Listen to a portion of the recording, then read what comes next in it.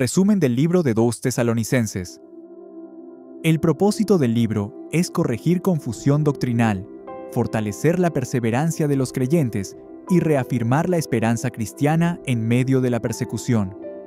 Algunos miembros de la Iglesia habían sido perturbados por enseñanzas erróneas que afirmaban que el día del Señor ya había llegado, lo cual generó temor, desorden y pasividad. Pablo escribe para aclarar la secuencia de los eventos futuros, enfatizar la justicia de Dios y exhortar a una vida responsable y disciplinada mientras se espera el regreso de Cristo. La carta enseña que la esperanza escatológica no conduce a la inactividad, sino a una fe firme, obediente y perseverante. Autor y fecha de redacción. El autor del libro de 2 de Tesalonicenses es el apóstol Pablo, acompañado nuevamente por Silas y Timoteo. La carta fue escrita poco tiempo después de 1 Tesalonicenses, alrededor del año 51 al 52 después de Cristo, probablemente desde Corinto. Esta cercanía temporal explica por qué Pablo aborda problemas surgidos rápidamente después de su primera carta. Resumen del libro. El libro de 2 de Tesalonicenses es una carta pastoral y correctiva que busca restaurar la estabilidad doctrinal y práctica de una iglesia fiel, pero confundida. En el capítulo 1, Pablo comienza animando a los creyentes por su crecimiento en fe y amor, aún en medio de persecuciones severas.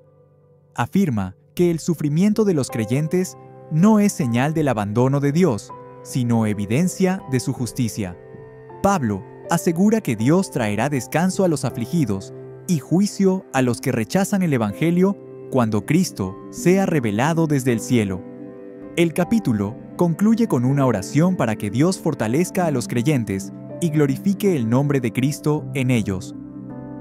El capítulo 2 es el corazón doctrinal de la carta. Pablo corrige la falsa idea de que el día del Señor ya había llegado.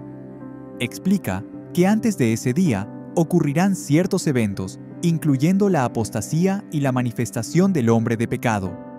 Pablo enfatiza que Dios sigue en control de la historia y que el engaño es permitido solo por un tiempo. Llama a los creyentes a mantenerse firmes en la verdad recibida y a confiar en el consuelo eterno que Dios ha prometido. En el capítulo 3, Pablo aborda un problema práctico surgido por la confusión escatológica. Algunos creyentes habían dejado de trabajar y vivían desordenadamente. Pablo exhorta a una vida responsable, recordando su propio ejemplo de trabajo diligente.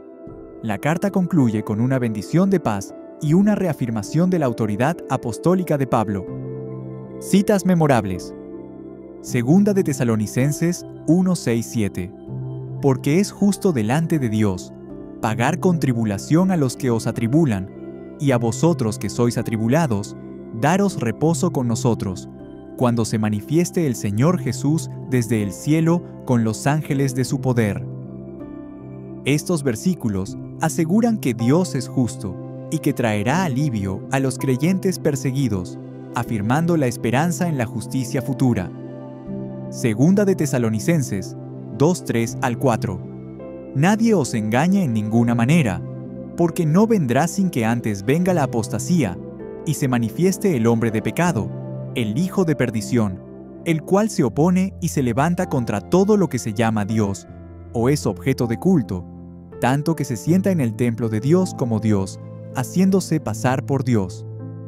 Este pasaje describe eventos clave que preceden al día del Señor, ayudando a corregir la confusión doctrinal sobre el fin de los tiempos.